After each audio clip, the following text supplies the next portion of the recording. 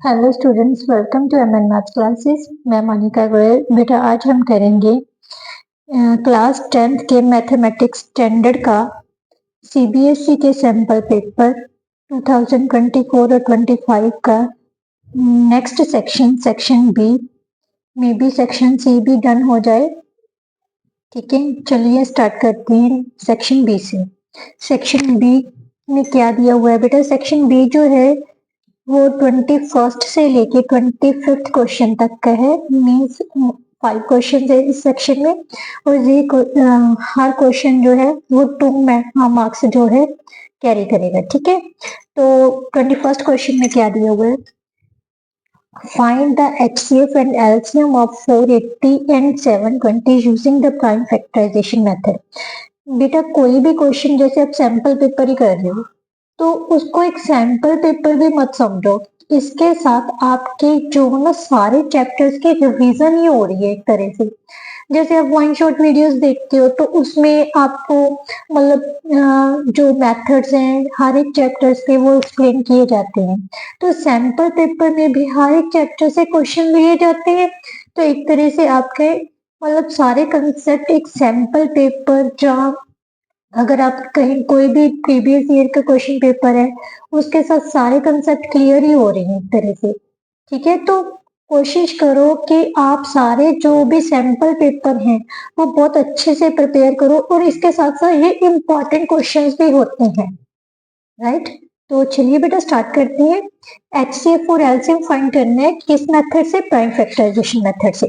सबसे पहला क्या दिया हुआ है? 480 के हमने क्या बनाने हैं? Prime factor. कैसे बनाते हैं ये हमने 6th क्लास से ही, 6 क्या उससे भी जो छोटी क्लासेज है उनमें हमने सीखा हुआ है। कैसे?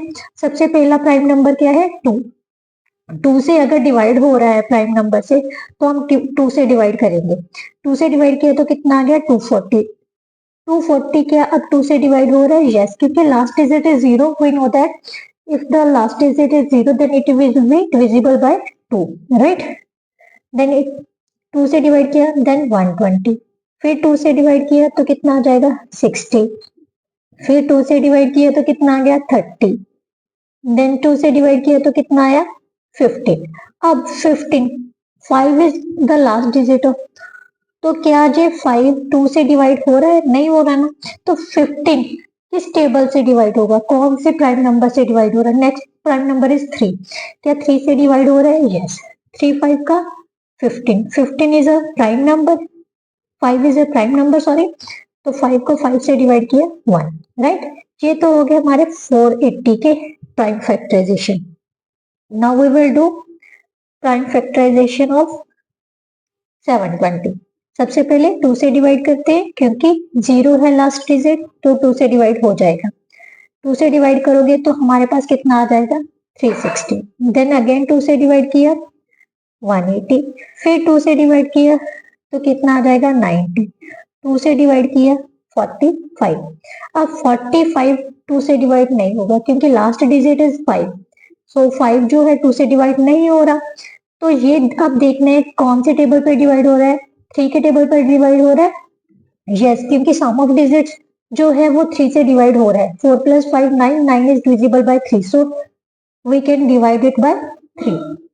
3 से डिवाइड किया तो कितना आ गया बेटा? 15। देन अगेन 3 से डिवाइड कर लो तो कितना आ गया? 5।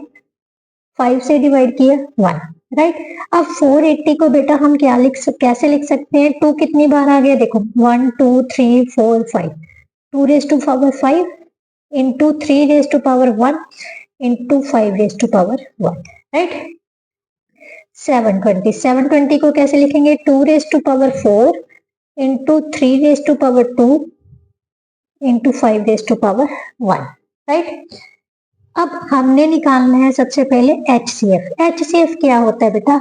Highest common factor. Means common factors लेने हैं। कौन से लेने हैं? जो लोएस्ट पावर वाले होंगे, राइट। कॉमन फैक्टर इन दोनों में से लोएस्ट पावर वाला कौन सा है? 2 रेज टू पावर 4। इसका मतलब 2 रेज टू पावर 4 इसमें भी है, इसमें भी है, तो 2 रेज टू पावर 4 ले लिया। और कौन सी चीज कॉमन है, 3 दोनों में कॉमन आ रहा है, बट लोएस्ट पावर वाला लेना है, कौन सा है 3^1। 5^, दोनों में कॉमन है 1, तो कॉमन ले लेते हैं। अब इसको सॉल्व किया तो कितना आ गया, 2 2 का 4, 2 का 8, 2 का 16 इंटू 3 इंटू 5, 48 इंटू 5 कितना हो गया 240, राइट। अब हमने किसको सॉल्व करना है, एलसीएम। एलसीएम किसके इक्वल होता है बेटा, ये हमने प्राइम फैक्टराइजेशन ऑलरेडी कर रखी है। LCM means least common multiple, right, means highest power वाले लेनी है, कॉमन फैक्टर्स में से हाईएस्ट पावर वाले लेनी है, और इसके साथ साथ अनकॉमन फैक्टर भी लेनी है। एलसीएम में क्या लेनी है, कॉमन फैक्टर में से हाईएस्ट पावर वाले, और इसके अलावा जो इनमें अनकॉमन फैक्टर्स होंगे ना वो भी लेने हैं हमें। तो क्या होंगे हाईएस्ट पावर वाले में से 2^5, 3^2 इंटू 5, राइट। तो इसको सॉल्व करोगे तो बेटा हमारे पास कितना आ जाएगा 1440, right, that is our LCM. Now next question बेटा, नेक्स्ट क्वेश्चन क्या दिया हुआ है बेटा, the HCF of, very important question, HCF of 85 and 238 is expressible in the form of this। 85 और 238 के HCF को हम इस फॉर्म में एक्सप्रेस कर सकते हैं। मीन्स समझने की बात है बेटा, जो HCF है वो इसके इक्वल है, इन दोनों का जो HCF है वो इस फॉर्म के इक्वल है। तो m की वैल्यू फाइंड करनी है, तो हमारे पास सबसे पहले क्या करना है, 85 HCF किसका फाइंड करना है, 85 एंड 238 का, राइट। कैसे फाइंड करेंगे, 85 के फैक्टर क्या बनेंगे, 5 से डिवाइड किया 17, 17 is a prime number that is equal to 1, right. अब 238 को कर लेते हैं 2 से डिवाइड, क्योंकि लास्ट डिजिट जो है 2 से डिवाइड हो रहा है, 119, राइट। तो अब हमारे पास कितना आ जाएगा, ये 7 के टेबल पर चला गया, 7 1 का 7, देन अगेन 17, राइट। अब HCF किसके इक्वल हो गया, HCF ऑफ 85 एंड 238, इन दोनों में से 85 is equal to 5 into 17, right, और 238 किसके इक्वल है, 2 इंटू 7 इंटू 17, तो कॉमन फैक्टर कौन सा आ गया इनमें से, 17। सो HCF किसके इक्वल आ गया, 17। बट वो कह रहा है जो इनका HCF है वो किसके फॉर्म में एक्सप्रेस किया जा सकता है, 85 into m minus 238 is equal to 17, right. ये माइनस के दूसरी साइड में जाके क्या हो जाएगा, प्लस का, तो हमारे पास कितना आ गया, 17 plus 238 that is equal to 255। m किसके इक्वल आ गया बेटा, 255 बाई 85, इसको कैंसिल किया तो ये 3 आ जाएगा, राइट। तो m की वैल्यू बेटा कितनी आ गई, 3, क्लियर। नाउ नेक्स्ट क्वेश्चन बेटा, नेक्स्ट क्वेश्चन क्या है, 2 dices are rolled together bearing numbers 4 6 7 9 11 and 12, find the probability that the product of numbers obtained is an odd number। बेटा क्या दिया हुआ है, उसने कहा है 2 डाइसेस हैं जिनके ऊपर ये नंबर्स मेंशन किए गए हैं, राइट, क्लियर। तो प्रोबेबिलिटी किसकी पता करनी है, जो नंबर्स आ रहे हैं दोनों डाइस पर उनका जो प्रोडक्ट है वो क्या होना चाहिए, ऑड नंबर। अब दो नंबर्स का प्रोडक्ट ऑड नंबर कब होता है, पहले ये सोचने वाली बात है, जहां तो दोनों नंबर क्या होंगे, ऑड होंगे, राइट, या फिर दोनों क्या एक इवन और एक, अगर ऑड ले लेते हैं, एक इवन और एक ऑड, क्या ये ऑड बन रहा है? नहीं बन रहा है। तो इसका मतलब दोनों नंबर्स क्या होने चाहिए? ओड होने चाहिए, राइट। तो वो वाले नंबर क्या होंगे? हमारे फेवरेबल केसेस। टोटल केसेस तो देखो, डाइजेस है, डाइजेस के कितने फेस है? 6। तो कितने टोटल नंबर ऑफ केसेस हो गए? Total number of possible outcomes कितने हो जाएंगे बेटा? 6⁻², दैट इज इक्वल टू 36। ठीक है। Number of favourable cases, favourable cases सबसे पहले फेवरेबल आउटकम्स लिख लेते हैं। फेवरेबल आउटकम्स कौन कौन से हैं? मैंने कहा दोनों नंबर्स अगर ओड होंगे तभी उनका प्रोडक्ट जो है वो ओड होगा। अगर दोनों में से एक भी नंबर इवन नंबर हो गया तो जो प्रोडक्ट है वो इवन बन जाएगी। बट हमने तो सिर्फ ऑड नंबर्स की निकालनी है।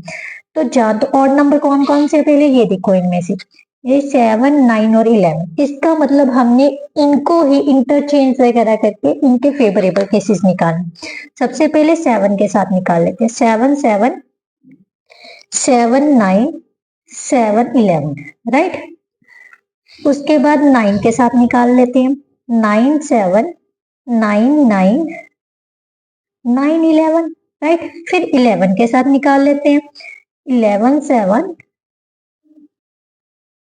11, 9 और 11, 9, क्योंकि दोनों नंबर, दोनों डाइजेस पर यही नंबर आ सकते हैं, राइट। इसके बाद अब हमारे पास क्या निकालनी है? Favourable cases. Number of favourable cases कितने हो गए बेटा total? Number of favourable cases और आउटकम्स कितने हो गए? 1, 2, 3, 4, 5, 6, 7, 8, 9। टोटल हो गए 9, राइट। तो प्रोबेबिलिटी कितनी होगी? Probability of getting product is an odd कितनी हो जाएगी? 9/36, दैट इज इक्वल टू 1/4। Clear? That is our answer. Now next बेटा, इसका और पार्ट क्या है? How many positive 3-digit integers have the 100th digit 8 and unit digit is 5। बेटा उसने कहा है ऐसे कौन कितने पॉजिटिव डिजिट्स होंगे 3 डिजिट्स नंबर जिनका 100th डिजिट मतलब थर्ड प्लेस पर जो डिजिट होगा वो 8 होना चाहिए और यूनिट प्लेस का डिजिट कितना होना चाहिए? 5। मीन्स मान लेते हैं ये ABC 3 डिजिट नंबर है, राइट। तो ये जो 100th प्लेस का डिजिट है वो कितना होना चाहिए? 8 और यूनिट प्लेस का डिजिट कितना होना चाहिए? 5, राइट। तो ऐसे कितने नंबर्स हैं? Find the probability of selecting one such number out of all 3 digits number. तो इतने सारे मतलब इन नंबर में से एक नंबर सिलेक्ट करने की प्रोबेबिलिटी पता करनी है। टोटल नंबर्स कितने हैं? All 3 digit number. All 3 digits number कितने होंगे? ध्यान से देखो, 3 डिजिट नंबर कहां से स्टार्ट होते हैं? 100 से, राइट। 100 से लेके 999 तक ये सारे हमारे क्या होते हैं? 3 डिजिट नंबर। बेटा क्या है जो बी पार्ट में है वो क्या है? हमने सबसे पहले टोटल नंबर्स पता करने हैं। टोटल नंबर कितने हो गए? 1000, ठीक है। 1000 में से ये 100 नंबर जो है, क्योंकि ऑलरेडी हमने 1 ऐड कर लिया, ठीक है, तो 100 माइनस कर दिए तो कितने रह जाएंगे? 900 ऐसे नंबर्स हैं जो 3 डिजिट नंबर्स है, राइट। तो 3 digit total number of possible outcomes कितने हो गए? Outcomes is equal to 900, right. अब उसने कहा है भी जो फेवरेबल आउटकम्स हैं वो कौन से होंगे? जो जिनका 100th डिजिट है 8 होना चाहिए और यूनिट प्लेस डिजिट कितना होना चाहिए? 5। तो नंबर ऑफ, सबसे पहले फेवरेबल केसेस लिख लेते हैं। फेवरेबल आउटकम्स कौन कौन से हो जाएंगे बेटा? देखो 8th वाला मीन 801 से लेके 889 तक ये तो हो गए जिनका 100 डिजिट क्या होगा? 8 होगा, राइट। बट इसमें से वो वाले लेनी है जिनका यूनिट प्लेस डिजिट क्या होगा? 5। सो 805, उसके बाद कहां पर आएगा 815, राइट, फिर 825, देन 835, 845, 855, 865, 875, 885, 895। तो टोटल कितने हो गए बेटा 1 2 3 4 5 6 7 8 9 10। इसका मतलब नंबर ऑफ फेवरेबल केसेस कितने हो गए 10। Favourable outcomes is equal to 10. So probability of getting selecting one such number is equal to 10 by 900, that is equal to 1 by 9 90. So 1 by 90, that is our answer.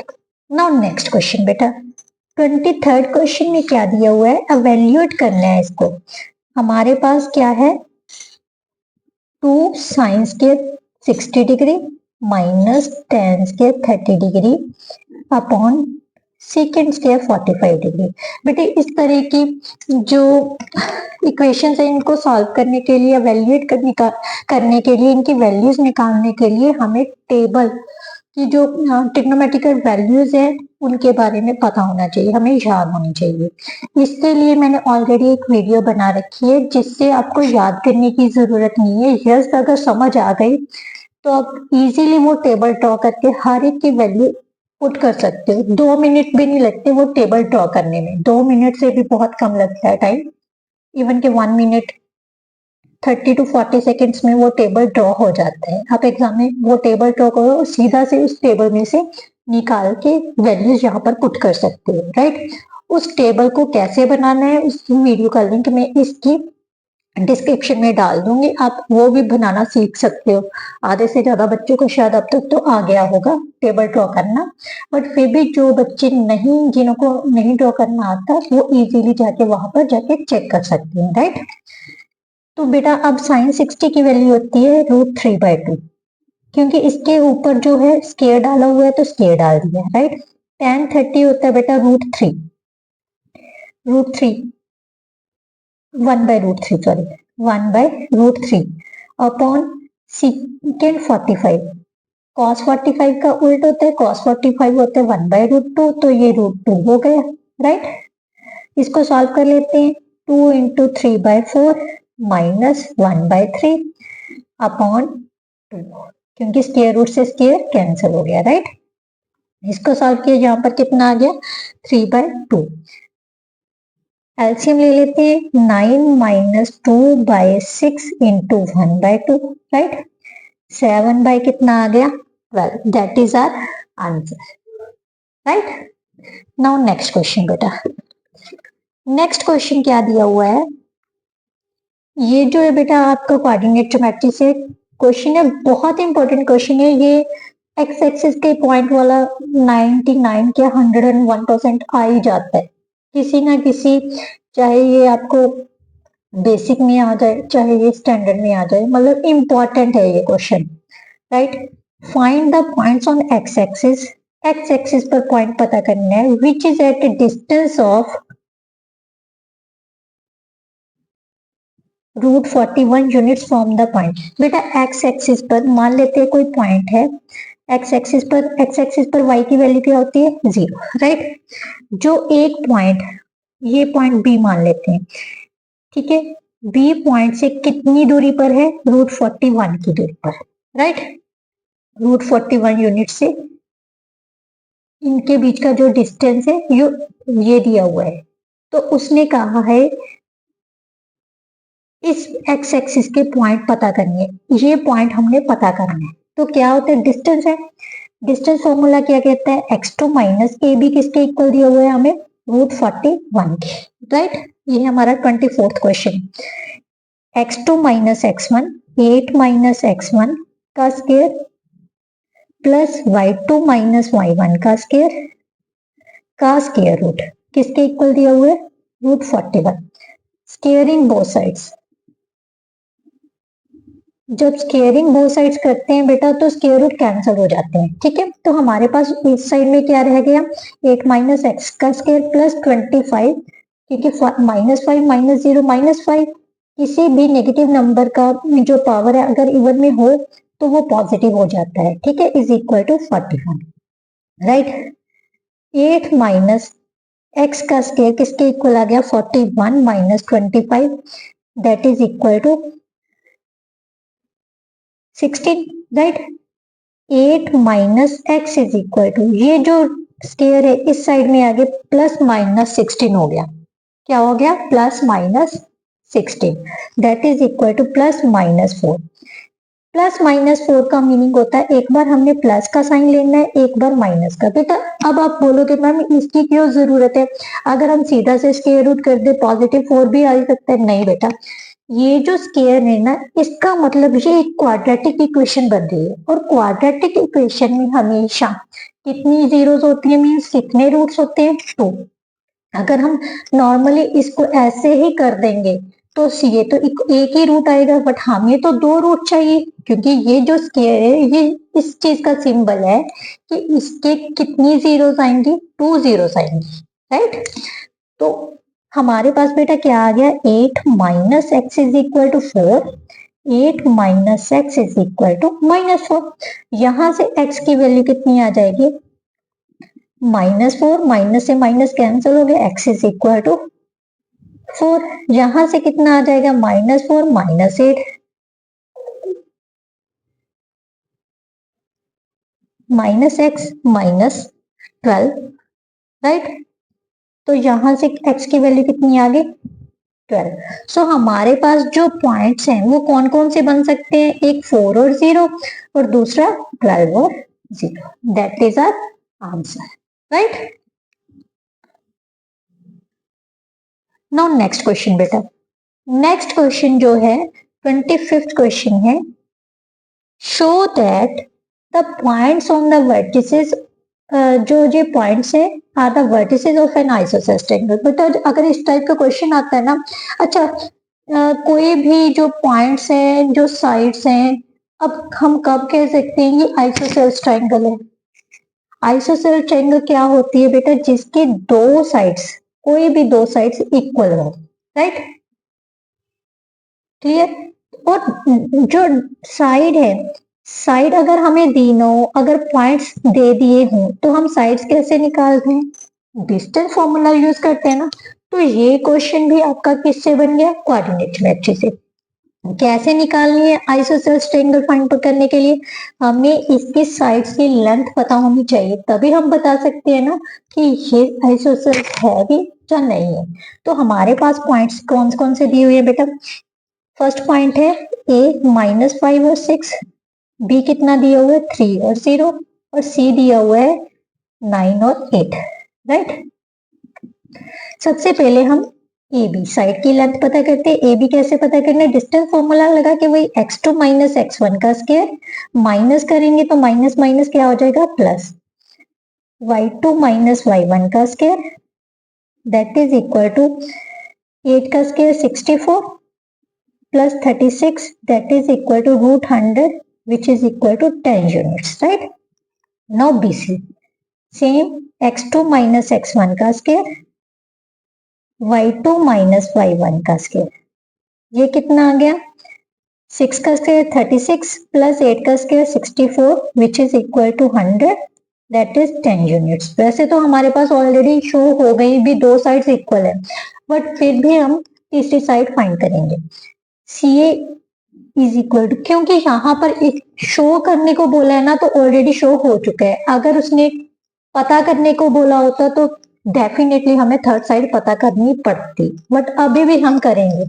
CA कैसे, x2 minus x1 का square, क्योंकि ये minus का sign है, minus minus क्या हो जाएगा plus, y2 minus y1 का स्क्वायर, तो कितना आ गया बेटा 14 प्लस 14 का स्क्वायर प्लस 2 का स्क्वायर, दैट मीन्स 196 प्लस 4 200 हो गया, मीन्स 10√2 यूनिट्स आ गए।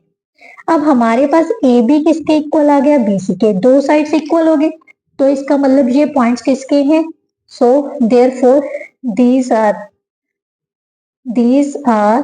the points of an isosceles triangle, right? साथ बेटा जो हमारा सेक्शन बी है वो कंप्लीट होता है। आई होप सो आपको बहुत अच्छे से समझ आया होगा। और अगर आपको मेरी ये वीडियो अच्छी लगी हो तो प्लीज़ मेरे चैनल को सब्सक्राइब कर लीजिए और बेल आइकन को प्रेस करना मत भूलिए। साथ ही साथ मेरी वीडियो को ज़्यादा से ज़्यादा बच्चों के साथ शेयर कीजिए। जो भी वीडियो को शेयर करेगा दूसरे बच्चों के साथ, डेफिनेटली आई विश उसके 100/100 मार्क्स आएँ। तो प्लीज़ ज़्यादा से ज़्यादा बच्चों के साथ शेयर कीजिए ताकि उनका भी बेनिफिट हो सके और आपका भी बेनिफिट हो सके। Thank you so much. Next video में मैं नेक्स्ट सेक्शन लेके आऊँगी। तब तक के लिए गुड बाय।